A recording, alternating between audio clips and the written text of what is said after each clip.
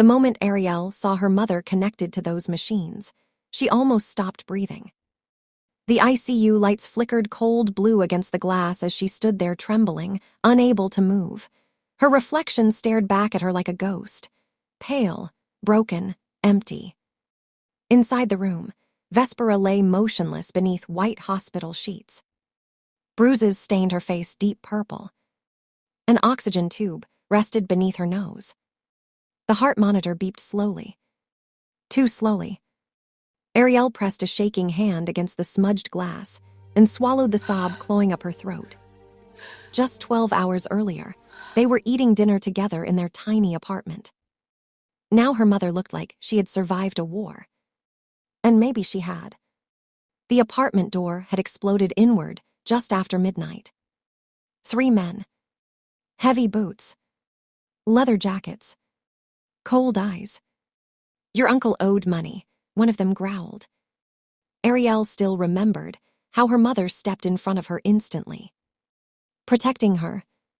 Always protecting her. Then came the screaming. No, the please, crashing furniture. Shut up! The sound of Vespera hitting the hardwood floor. Arielle squeezed her eyes shut as the memory slammed into her again. The metallic smell of blood still clung to her hands, no matter how many times she washed them. And the worst part, those men promised they would come back, unless the debt was paid. But Arielle had nothing left. No money. No family. No miracle. Then a shadow moved beside her. She looked up sharply. A tall man in a black suit stood near the waiting room wall like he had been there the entire time. His expression never changed, not once. Without speaking, he placed a sleek leather-bound contract onto the table beside her. The sound echoed in the empty hallway. Arielle frowned weakly. "What is this?" The man calmly slid an expensive black pen toward her. "Protection," he answered.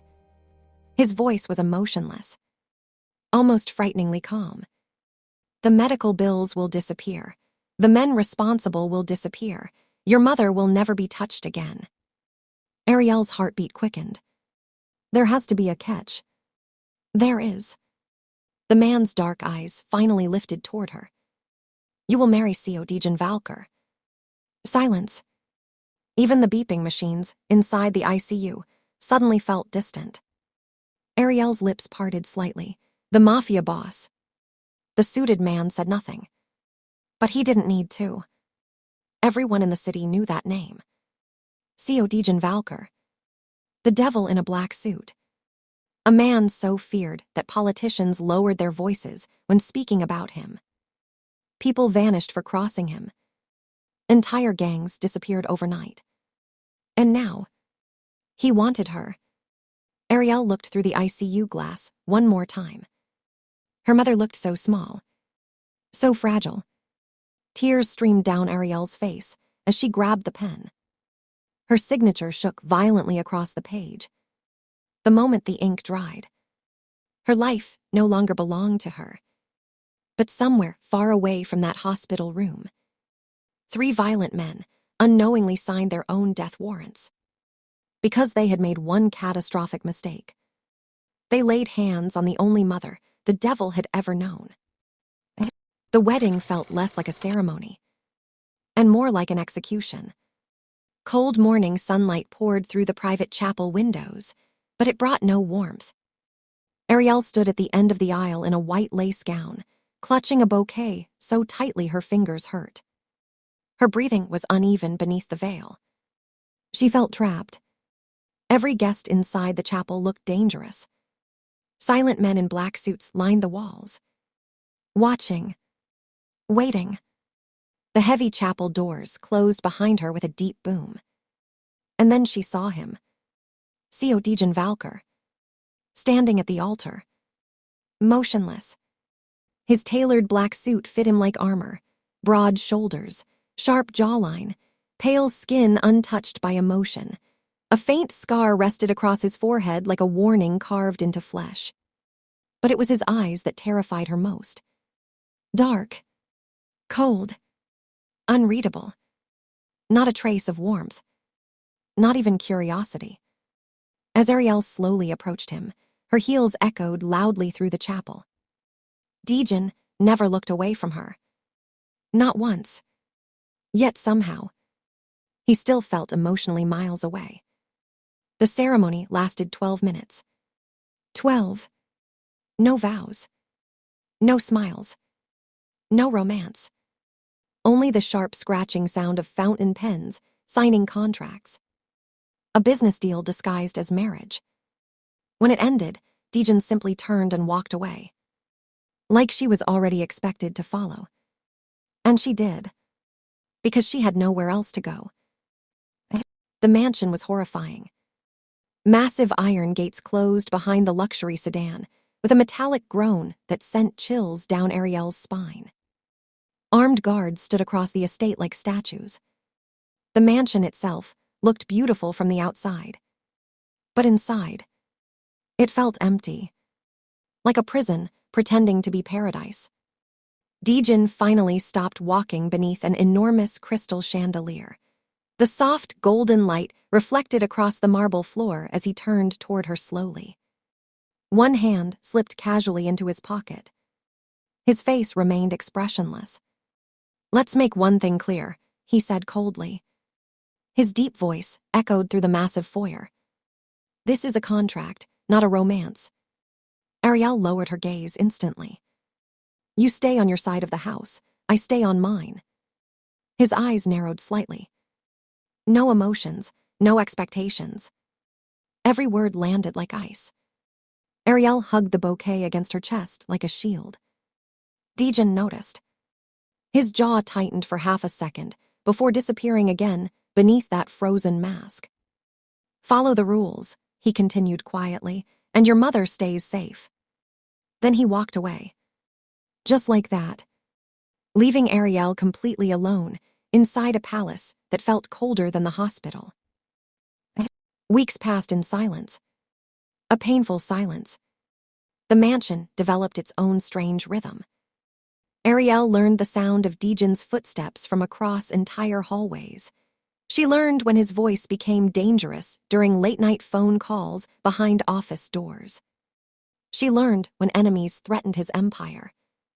And when he regained control. Without realizing it. She was learning the heartbeat of a monster. But Daejin was changing too. Quietly.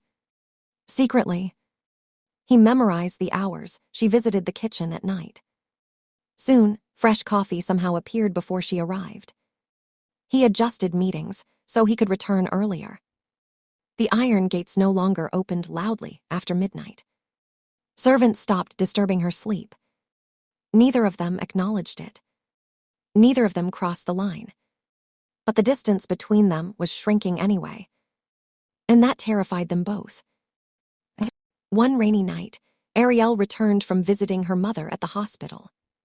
She looked exhausted. Completely drained.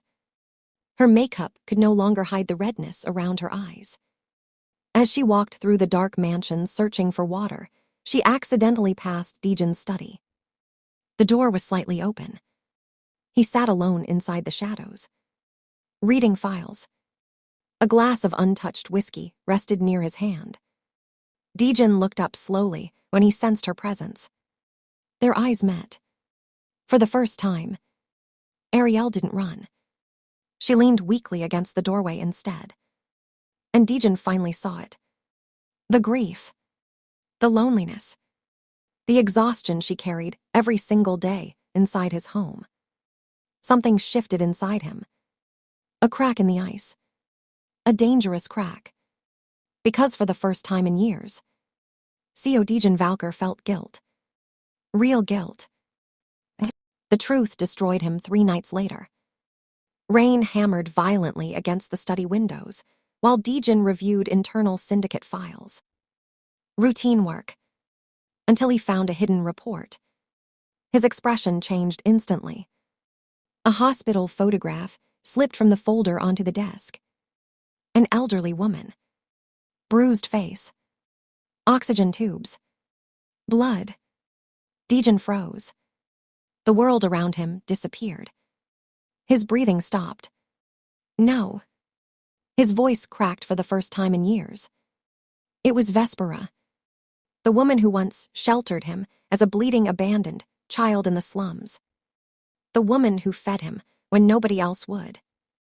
The woman who protected him before he became feared. His own men had beaten her, blackmailed her daughter, destroyed her life. A terrifying silence filled the room. Then came the rage. Pure rage. Daejin slowly rose from his chair. And every guard outside the study immediately lowered their heads in fear. Because they recognized that look. The devil had awakened. The warehouse massacre became legend by sunrise. Daejin didn't send soldiers. Didn't send assassins. This revenge belonged to him personally. The abandoned warehouse doors exploded inward. The rogue crew barely had time to react. Daejin moved through the darkness like death itself. Cold. Precise. Merciless. One man tried apologizing. Daejin slammed him against the concrete floor before he finished speaking. Bones cracked loudly through the warehouse. Another reached for a weapon. He never got the chance. The men who once laughed while hurting Vespera now screamed for mercy beneath the hands of the monster they betrayed. But mercy never came. By the end, the warehouse was silent. Daejin stood breathing heavily in the darkness, blood staining his knuckles. The debt had finally been paid. In blood. When Daejin returned to the mansion before dawn, the storm outside had finally begun to clear. He found Arielle standing near the courtyard. The soft wind moved gently through her hair. She turned slowly when she heard him approach. And froze. Because something was different. The cold mask was gone. Daejin looked broken. His dark eyes glistened with emotion as he stepped toward her. Then suddenly, he dropped to his knees. Arielle's breath caught instantly. The feared Mafia king knelt before her, like a man begging for salvation. "I knew your mother," he whispered painfully. His voice trembled. "She saved me when I was nothing." Arielle stared at him speechless. Rainwater dripped quietly from the edges of the courtyard roof. Daejin looked down at his shaking hands. "My empire hurt the woman who once protected me, and I failed you." For the first time in her life, Arielle saw fear inside his eyes. Not fear of enemies. Fear of losing her. Daejin swallowed hard before finally admitting the truth he had been fighting for months. "I tried to keep you distant," he whispered, "but I broke those rules first." He looked up at her slowly. "I changed my schedule just to see you awake." Arielle's chest tightened. "I listened for your footsteps at night." His voice grew softer. "I watched every room differently when you entered it." Silence. Then finally, the devil confessed. "I love you, Arielle." The courtyard fell completely still. And somehow, the fear Arielle carried for months finally disappeared. She stepped closer, then gently reached for his trembling hand. Daejin looked stunned as she pulled him back to his feet. Not as his prisoner, not as his contract wife, but as his equal. And for the very first time, Seo Daejin Valkyr looked human. The sun began rising behind them as Arielle rested her head against his chest. Far away, their enemies had already turned to ashes. But inside that quiet courtyard, something entirely new had begun. Not fear, not obligation. Love. The kind powerful enough to soften even the devil himself.